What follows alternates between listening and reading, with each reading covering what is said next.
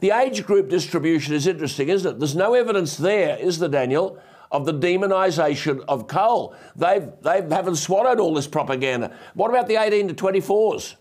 Well, you're right, Alan. The 18 to 24s, 49% said that they agree that we should have more coal, which is almost double those who oppose having more coal-fired power stations. And I think this is really significant. Don't forget, this is a cohort of Australians that have gone through school, and many of whom are currently at university. They've been subject to this, what can only be fairly described as propaganda as it relates to coal, as it relates to climate change. And 1 in 2 of them can still see through it, and they can still understand the critical importance of coal-fired power. And this should give us all hope. What it shows is that our message is getting out there. Yep.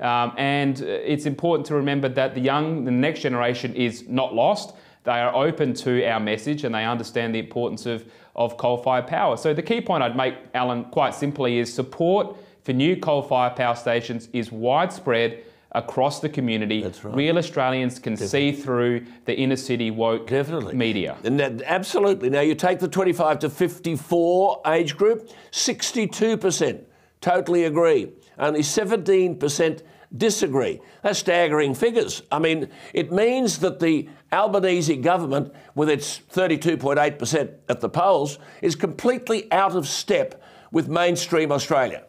It is out of step, Alan, and this gets to a really important point, which is so much of public policy discussion is being driven by a small group of inner city elite who do not represent the views, values and aspirations of mainstream Australians in the suburbs and the regions of our nation, whether it's on the issue of climate change, of net zero, of government's response to COVID, the voice to Parliament. They represent only a minority of opinion, yet because they commandeer the commanding heights of our economy, our society, the main governing institutions, they're able to relentlessly push this false notion that coal is bad for the environment or that coal is bad for the climate. But one thing that they will never explain, Alan, this is one thing that they will never have an answer to, which is why does it matter if a tonne of coal is burned in Australia or burned overseas? It makes no difference to the environment or the climate whatsoever.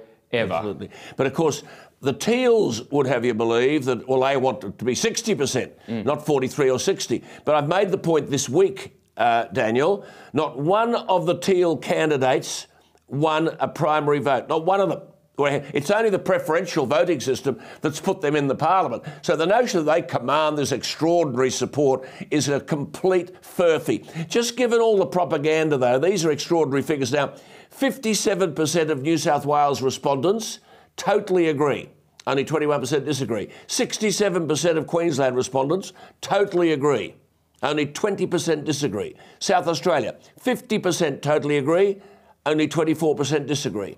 There are percentages in each state which basically, you know, a lot of them don't have an opinion, but Tasmania, 55% totally agree, 40% disagree, only 5% haven't made up their mind. Victoria, 52% totally agree, 23% disagree.